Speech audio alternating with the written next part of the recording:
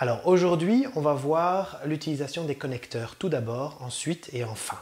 Les connecteurs de l'énumération. Alors, je vais vous montrer d'abord un petit texte que je vais vous lire. On dit « J'ai adoré ce film, les acteurs sont vraiment excellents et aussi il y a beaucoup d'action. Et la fin est super, quelle surprise !» Alors, donc c'est une personne qui donne son opinion. Elle a beaucoup aimé le film et elle donne 3 arguments. Le premier argument, ce sont les acteurs. Deuxième argument, l'action du film. Et le troisième argument, c'est la fin.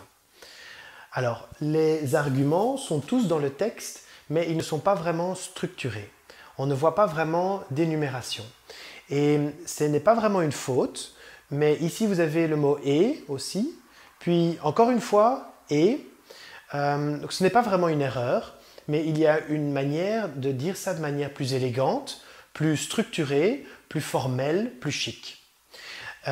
Vous pouvez commencer le premier argument par « tout d'abord ». Donc vous dites « tout d'abord, les acteurs sont vraiment excellents ». Comme ça, quand on lit l'article, quand on lit le petit texte, on comprend que c'est un premier argument. Et puis vous pouvez dire, à la place de « et » aussi, vous pouvez dire « ensuite, il y a beaucoup d'action ». Et pour le troisième élément, vous pouvez dire « enfin, la fin est super, quelle surprise ». C'est une technique pour monter votre style de langue, pour montrer le niveau de votre texte, pour donner un confort de lecture. C'est plus agréable de lire un texte structuré dans lequel on voit clairement premier argument, deuxième argument, troisième argument. Okay? Si vous avez plus de texte, vous pouvez faire 3 paragraphes.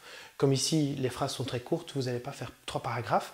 Mais si vous commencez un paragraphe par tout d'abord, vous pouvez commencer le deuxième paragraphe par ensuite et puis le troisième paragraphe par enfin, pour donner vos arguments. Donc, les acteurs, on le précède de tout d'abord, puis ensuite,